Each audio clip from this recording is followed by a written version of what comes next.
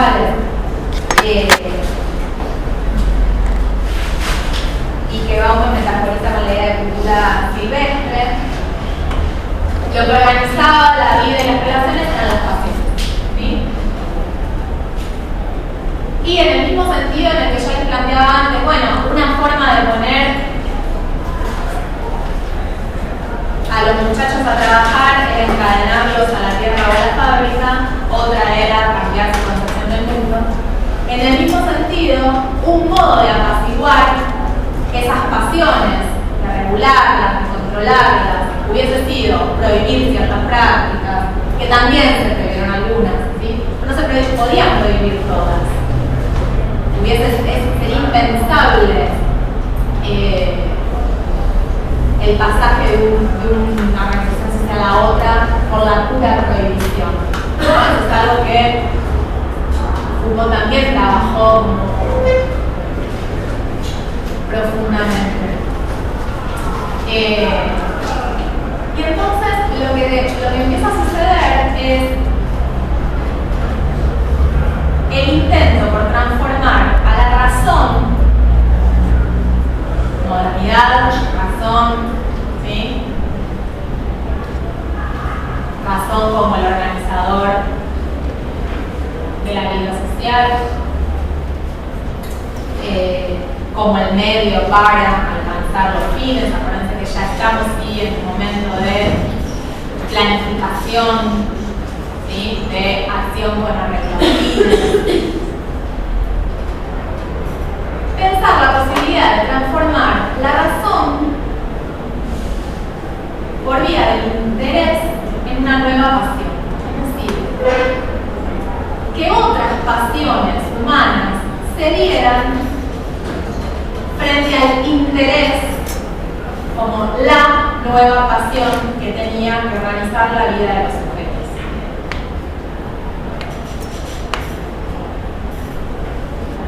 Ese interés no es todavía ni solamente un interés puramente económico, es decir, no es solo el interés por la ganancia, porque además en ese momento todavía la ganancia era realmente de muy pocos.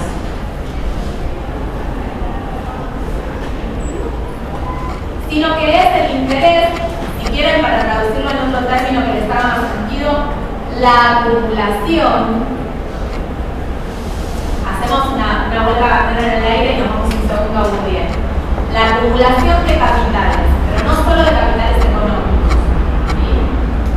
De capital cultural, de capital simbólico. Insisto, esto es solo para poder comprender la lógica. ¿Sí? Bourdieu acá no tiene un pedo que ver. ¿Sí? Bueno, entonces, es la idea de transformar en una pasión ese interés por acumular honor, por acumular gloria, por acumular prestigio, no siempre capital económico, también capital. ¿Sí?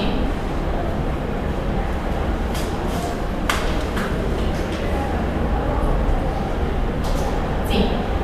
Estaba pensando que esto también se puede relacionar con el libertad. Mucho que ver, da igual. Cuando él habla de la expansión de la producción de diferentes objetos, empiezan a ser capital cultural. Totalmente. ¿Te acordás bien que dice para compartir o yo reconocí?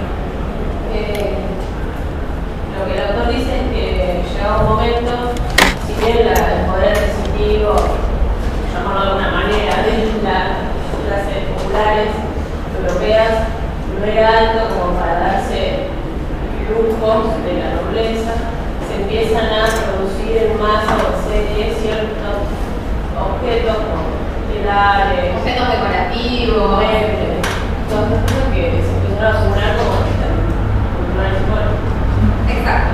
Y son objetos a los que empiezan a acceder los sectores populares que antes no tenían ningún valor, ¿sí? Pero que ahora empezaron a tener un valor que, otra vez, Bourdieu no tiene un pedo que ver, pero nos sirve para comprender, a los fines didácticos, nos sirve para empezar a establecer distinciones. Nos sirven como objetos de distinción.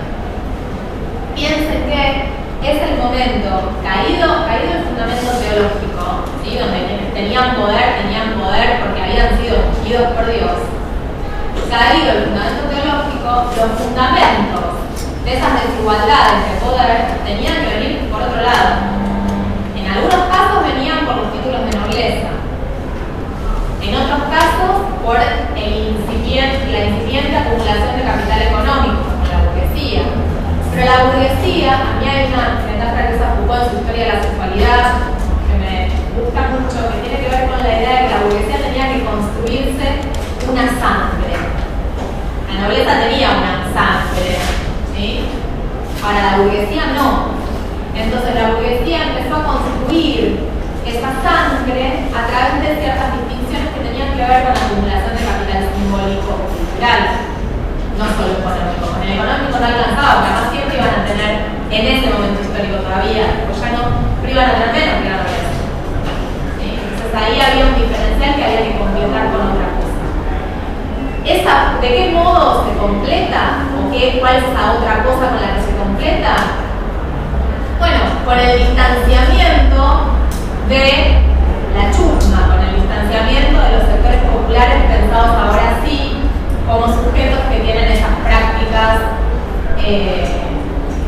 vulgares, esas prácticas esotéricas. Todo esto sí lo vamos a ver con Ver, ¿sí?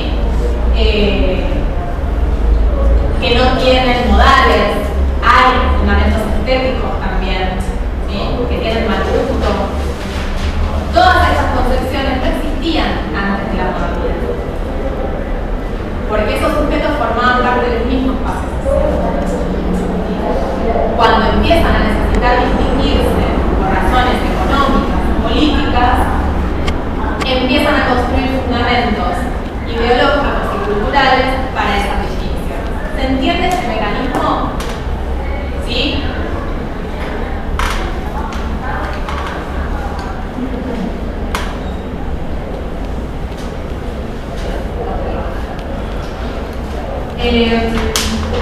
Vayan a ver qué página es para ustedes.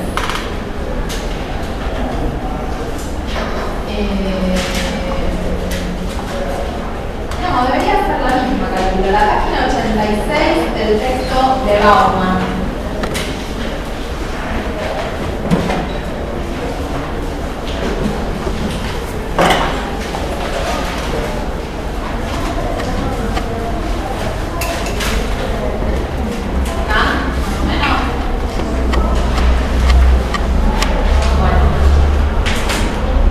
El segundo párrafo, el efecto productivo. ¿Están ahí? ¿Es esta página? ¿Estamos bien? Bueno. Dice, el efecto productivo, acuérdense que lo que estábamos hablando era del inicio de la construcción de este distanciamiento radical de los sectores populares y de las prácticas y sentidos de la cultura popular, ¿sí? Por vía de la construcción del interés como pasión, por vía de la instauración de la razón humanista como fundamento del ordenamiento social. Dice, el efecto perlocutivo en términos de Austin, ¿no sabemos quién es Austin? ¿No sabemos qué es el efecto perlocutivo? ¿No? ¿Nadie? Bueno. Sintéticamente, con un ejemplo. Cuando, que es un ejemplo que da Austin, efectivamente, para explicar el efecto perlocutivo, es quien va a dar origen. De hecho, Butler va a estar ahora en Buenos Aires. Judith Butler, la escucharon nombrar, ¿sí? Una filósofa muy importante en el campo de las sexualidades. Perdón que tenga la idea fija, que trabaja sobre la idea de performatividad. Y Austin es uno de los lingüistas que va a dar origen a esta idea. ¿Qué es el efecto perlocutivo? Es el efecto por el cual, en el momento en que algo se nombra, existe. Es decir, en el momento en el que algo es nombrado, comienza a tener una entidad material, real, sucede. ¿Sí? Hasta el momento en el que no es nombrado, no sucede. Sucede en el momento en el que lo nombra. Entonces, por ejemplo, dice Austin, Cuando un juez de paz dice los declaro marido y mujer, es en ese momento, en ese acto y locutorio que se transforma entonces en patrologutivo, ¿sí?, que esas dos personas comienzan a tener un vínculo que hasta que el juez de paz no lo nombró no existía. ¿Sí? Sí, digamos, tiene un mismo origen. Lo que pasa es que en un caso es teoría lingüística y en el otro caso es filosofía, física. Bueno, en el caso de la performatividad de género, ¿sí? Pero esa es la idea de un acto perlocutivo, ¿sí? Dice, el efecto perlocutivo, en términos de Austin, más importante del discurso de la razón contra las pasiones, ¿se entiende esto?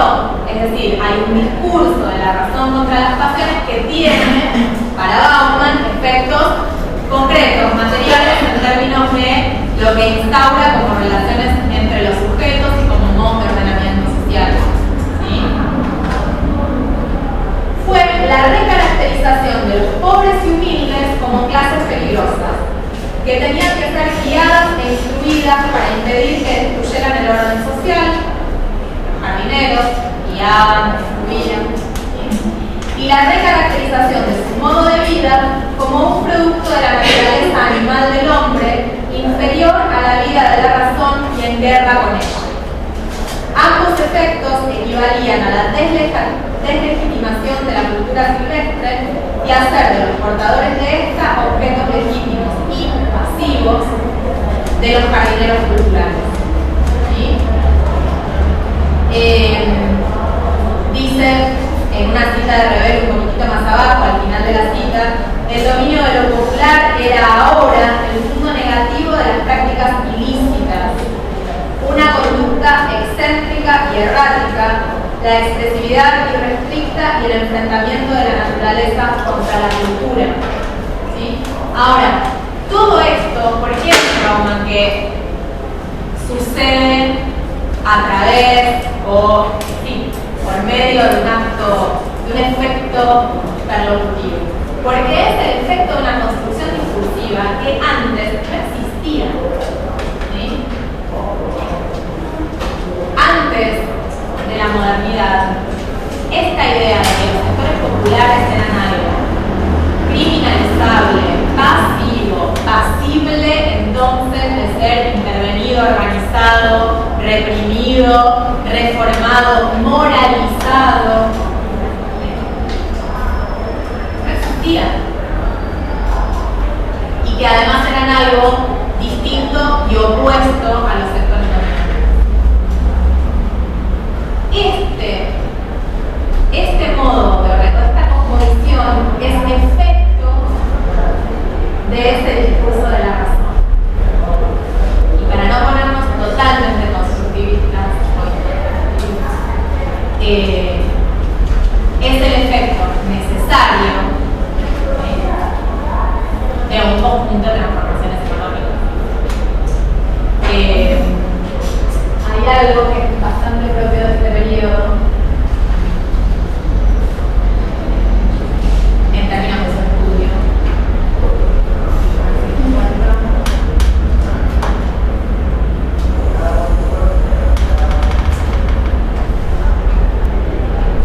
¿Qué es esto?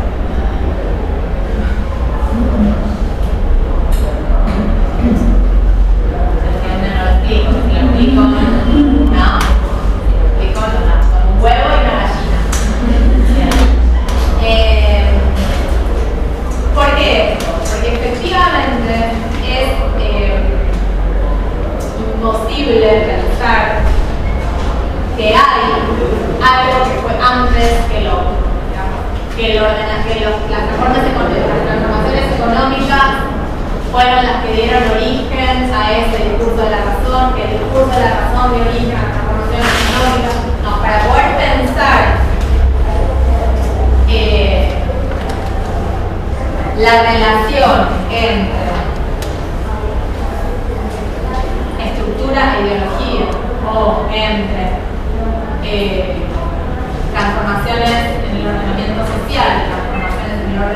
cultural, sí ahí solo podemos pensarla como transformaciones que se dan de modo solapado, en simultáneo, ¿sí? Que pueden tener desfases temporales, por momentos unas pueden ir un poquito por delante de las otras, ¿sí? Transformaciones sociales que se aceleran, que van a ser en ciertos procesos revolucionarios o en ciertas coyunturas específicas que se aceleran un poquito y que las transformaciones culturales vienen como rezagadas. Digamos, esto es algo que puede suceder. Ahora, siempre van más o menos acompasadas desde nuestra perspectiva en simultáneo, y no podríamos establecer un huevo o una gallina como origen. Un poco eso es lo que también está tratando de plantear Bauman con esta idea del efecto perlocutivo. ¿Por qué? Porque las dos cosas pasan en el mismo momento, ¿sí? Es en el mismo momento en el que ese discurso se está construyendo, se está sosteniendo en un momento histórico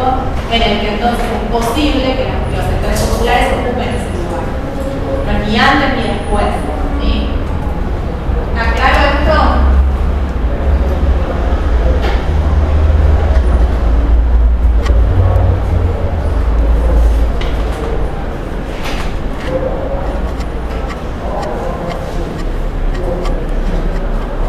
Déjame pensar cómo armar. ¿Alguna pregunta hasta acá?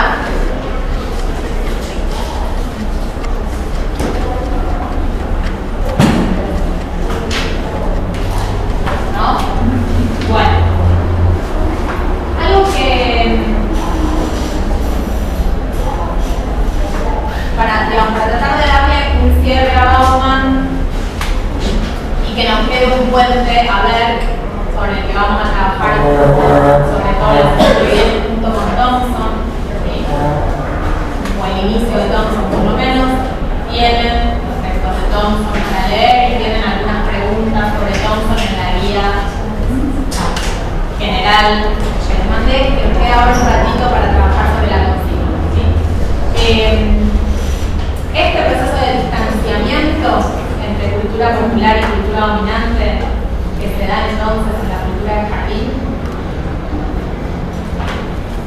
para poder permitir que sean los sectores dominantes los que intervengan sobre la cultura popular, ¿sí? Hay un momento donde Bauman dice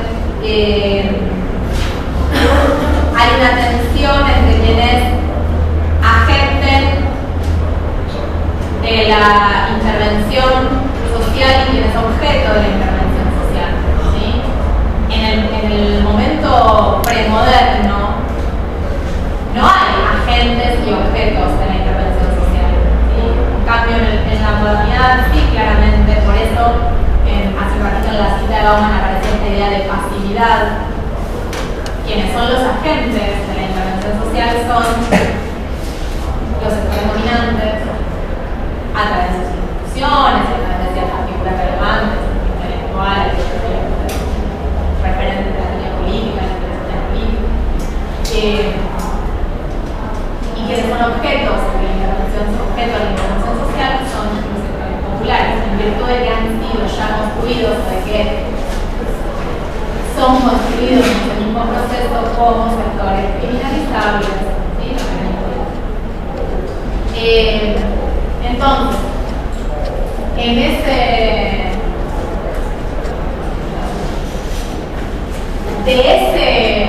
momento de la intervención, las características de esa intervención sobre la cultura popular, es de lo que se va a ocupar la. ¿Por qué? Porque lo que va a tratar de hacer, hago solo esta breve introducción, a ver, vuelvo abajo.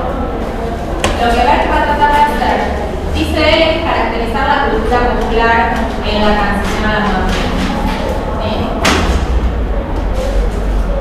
Ahora, en función de lo que venimos viendo con Bauman, de que esa cultura popular es una cultura popular que cambió de signo radicalmente entre la premodernidad y la modernidad, lo que va a hacer ver es registrar cómo se da esa intervención de los sectores dominantes sobre la cultura popular, los sectores populares, es decir, la cultura dominante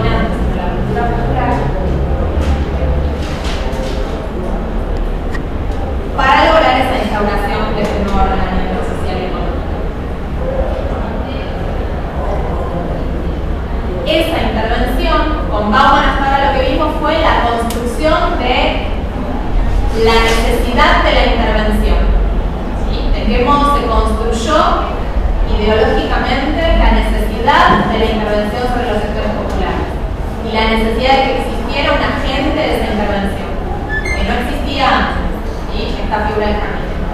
Con ver qué es lo que vamos a ver, bueno, qué características tuvo esa intervención, cómo se produjo,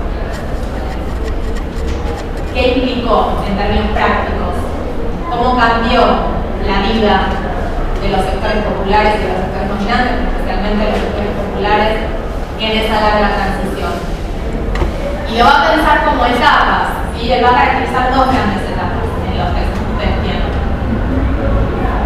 No importa, digamos, tanto que retengan los momentos históricos y demás, es una es 1500, 1650 y la otra es 1650, 1800, pero no importa tanto eso, sino la idea es de pensar quiénes orientaban en cada etapa la reforma cultural. ¿Sí? En un caso, en la primera etapa,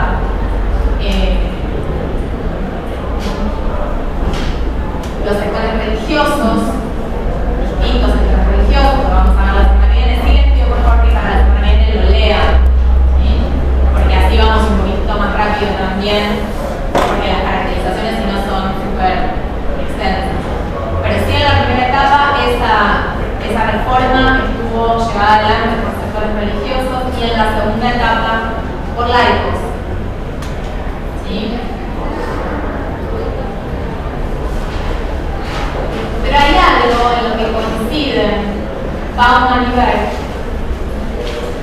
Después vamos a ver las características, qué se reforma, cómo se reforma, ¿sí? Léanlo y ahí hacemos una síntesis. Pero hay algo en lo que coinciden Bauman y Berg. Bauman lo va a llamar, Berg lo va a llamar de dos modos bastante gráficos. Por un lado va a decir, uno de sus capítulos va a llamar El triunfo de la cuaresma, ¿sí?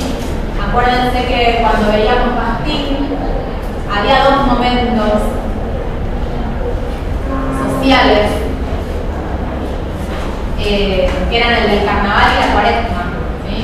El carnaval como ese momento festivo donde la cultura cómica popular se desplegaba por completo, donde compartía el espacio social y se suspendían estas jerarquías entre sectores dominantes y sectores populares, y la cuaresma que era el momento del recogimiento, ¿sí? Donde se restauraba el orden social, sí, con distancias en términos de clase, no de clase para nosotros, de clase desde hoy, ¿sí? De sectores sociales, en términos de estatus. Berg llama a estos procesos de reforma el triunfo de la cuaresma, ¿sí? Y la segunda imagen, que es bastante clara para pensar la transformación, triunfo de la cuaresma, entonces nos olvidamos del carnaval, ¿sí? Adiós a la circularidad. Bien. Y la segunda imagen, que es interesante y que coincide con esta cita que aparece de Bauman en la pantalla, es la idea de la renuncia de las clases altas, dice Berg. ¿La renuncia a qué? La renuncia a formar parte del mismo espacio social que los sectores populares.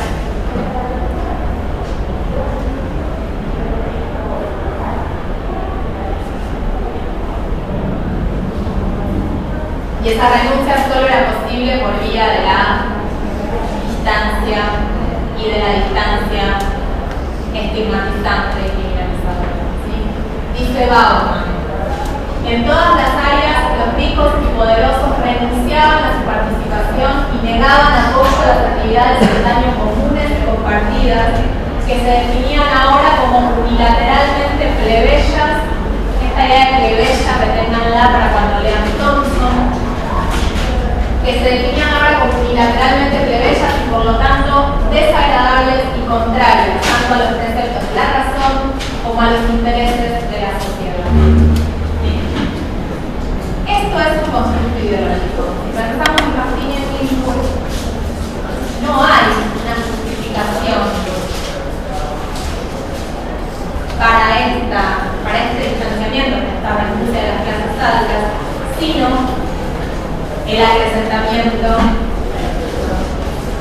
de una distancia que les permitiera establecer una relación de fuerzas, ahora por absoluta oposición a los espectaculares. ¿Sí? ¿Esto está claro?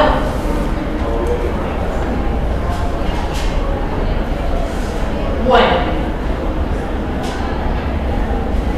vamos a dejar acá y vamos a sacar Bertie Bauman en lo que hace a los ejemplos específicos. Con Bauman llegamos a trabajar hasta los ejemplos, para quienes no lo leyeron, no guardan nada, vamos a dar un toque de la consigna. Todavía por 10 minutos.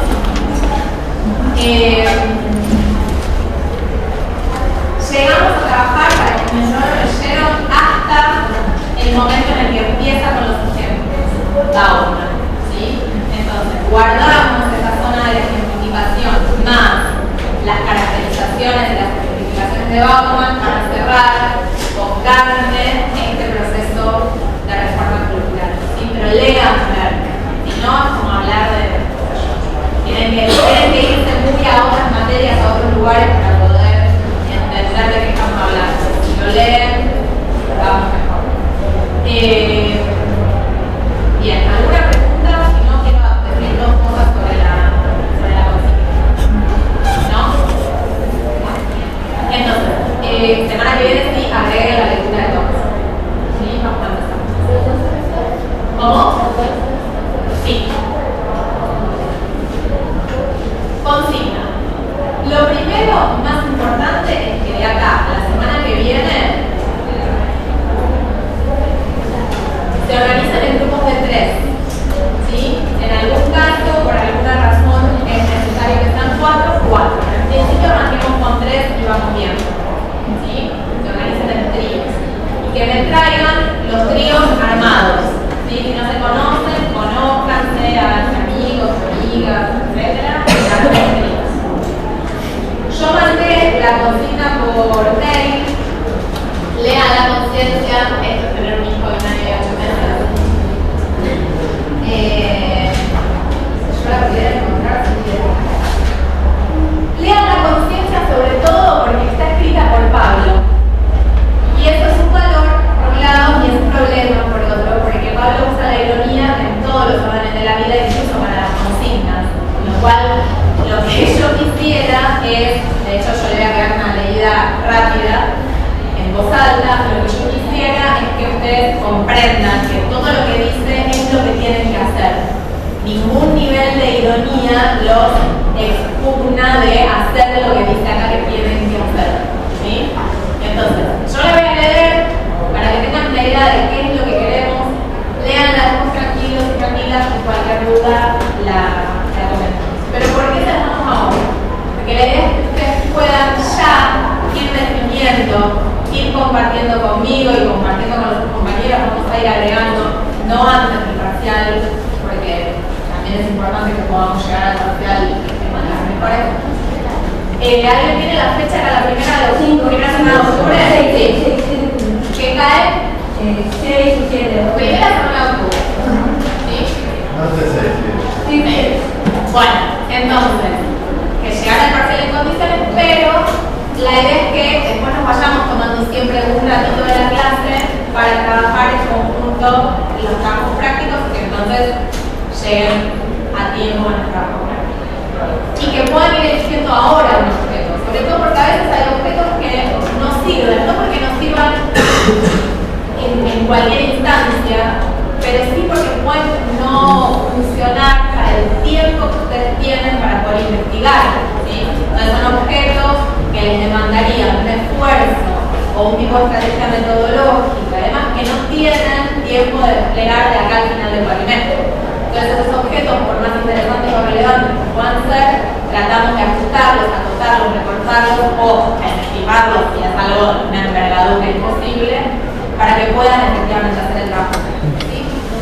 Dice así: ustedes deben seleccionar un objeto de la cultura de masas contemporánea. Para nosotros, a los fines de esto que les estoy diciendo, de qué cosas son posibles de hacer y qué cosas no en el tiempo que tienen, un objeto de la cultura de masas es un objeto mediático, ¿sí? por lo menos un objeto de las industrias culturales. ¿Por qué digo esto? Porque no pueden analizar prácticas, por ejemplo. No tienen tiempo, no pueden ir a analizar ni la murga de no sé dónde, ni la recepción de X programa o el consumo, imposible, ¿sí? Porque no les da el tiempo ni la posibilidad de desplegar una estrategia metodológica, el conjunto de textos que necesitan para poder hacerlo, ¿sí? Entonces, en principio es un objeto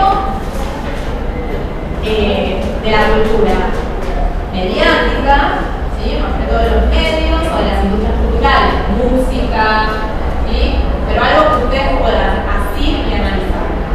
Para quienes ya usaron semiótica, para las chicas no, pero más o menos, es un análisis en producción, ¿sí? No pueden hacer análisis en relación, que no hay tiempo, no porque no se pudiera en otras condiciones, ¿sí? Análisis en producción es me siento, miro, escucho, analizo un material, ¿sí? No su recepción, no su consumo. Entonces, ustedes deben seleccionar un objeto de la cultura de masa contemporánea, mejor aún, construir un objeto a partir de un texto o serie de textos de la cultura de masa contemporánea y local. ¿Por qué una serie de textos? Porque pueden ustedes tomar, doy un ejemplo de una compañera de la propia clase. En lugar de analizar solo un programa de Intercapusoto, ustedes podrían decidir hacer una comparación en Intercapusoto, Cha-Cha-Cha, de la cabeza, o una comparación entre, eso en términos de una serie cultural, ¿sí? Programas que comparten un conjunto de rasgos estilísticos, enunciativos, incluso una propuesta de intervención comunicacional, o por el contrario hacer una comparación. Se me ocurrió ahora una comparación aberrante, pero analizar Intercapusoto. Bueno, ahora ya no hay más ningún programa de esos de humor más pedorro, diríamos, en términos conceptuales tipo Midachi. Pero digamos, tratar de analizar dos tipos de propuestas humanísticas radicalmente distintas, ¿sí? Ese tipo de trabajo también lo pueden hacer. Entonces, un texto o una serie de textos de la cultura de masa contemporánea y local también pueden ser comparaciones temporales. Ustedes podrían analizar, no sé, Casi Ángeles y Romina Yansen con los chiquititos, ¿sí? Tratar de buscar algún tipo de rastreo temporal en los programas infanto-juveniles. Eso también es posible. No necesariamente igual tiene que haber comparación, ahora se me ocurre comparación.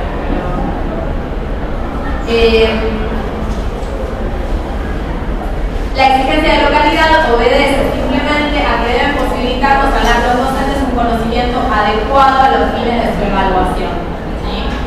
El trabajo consistirá en hacer un primer y relativamente breve, medido en caracteres, análisis de ese objeto que han construido, utilizando tanto herramientas de análisis disponibles previas a este curso. Por ejemplo, damos por sentado un buen conocimiento de los rudimentos de la semiótica y la teoría de la enunciación o del análisis de los textos audiovisuales, ustedes no se preocupen por eso, así como categorías teóricas, preguntas y problemas que han sido o están siendo discutidas en este curso. A ese momento han sido, ¿sí? Porque esto es al final del programa.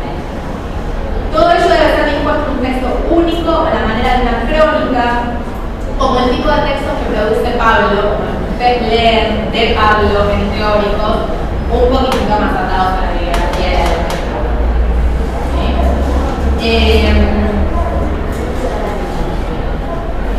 Entonces, un texto único a la manera de una crónica, una feliz escritura, o de una feliz escritura que escriban bien y no escriban como el orto. Por eso digo lo de la tiranía, así que escriban en un castellano respetable, le pasen el corrector de ortografía, sean coherentes. O de un paper académico breve, otro tipo de desafío, o de al menos un informe, esperamos sean más creativos, y ese texto debe presentar: 1. Un momento informativo en el que se identifica el objeto de análisis. Lo describen, ¿sí? Voy a analizar esto, que lo produjo fulanito, que se emitió no sé qué, que tiene estas características, que los protagonistas de esta trama, una descripción, ¿sí? O una sinopsis, si un momento analítico donde se indaguen los elementos mínimos, los componentes, los significantes, las históricas, los trucos, los intertextos, etc. En el momento en que ustedes van a llorar, me avisan. Un momento contextual donde se dé cuenta de las intersecciones más amplias de sentidos construidos históricamente y en el presente. Es muy difícil, y ya lo vamos a ver cuando veamos Barbero, que queda un minuto. Es muy difícil que ustedes piensen en la telenovela o esas cosas parecidas, porque ahora la televisión ya no tiene géneros tanto, digamos, pero esas cosas parecidas a telenovelas que hay en la televisión ahora, sin irse al viejo melodrama de principios de la televisión. Entonces, ese tipo de caracterizaciones históricas se espera que se puedan hacerlas. ¿Sí? Entonces, en la historia y en el presente, evitando el aislamiento de objetos de otras series que contribuyen a darle significación, un momento interpretativo, y este es el último momento, en el que los analistas arriesgan conjeturas sobre los significados que el objeto pone en juego y o sobre las significaciones que sus usuarios construyen sobre y con el objeto. Lo de los usuarios se lo olvidan, hagan como que nunca lo leyeron en la canción, ¿sí? Porque no pueden acceder al mundo, no hay modo, no hay tiempo. ¿Sí? Salvo que hicieran algún tipo de auto-socioanálisis para incorporar a la donde se pusieran a ustedes mismos como objetos de análisis, en términos de usuarios o consumidores de algo. ¿Sí? En todos estos momentos deben estar legibles o reconocibles sin que sean numerados. Todos los momentos deben estar reconocibles sin que sean numerados, clasificados, expuestos correlativamente, sino solamente sugeridos. Ya sabemos. Sí.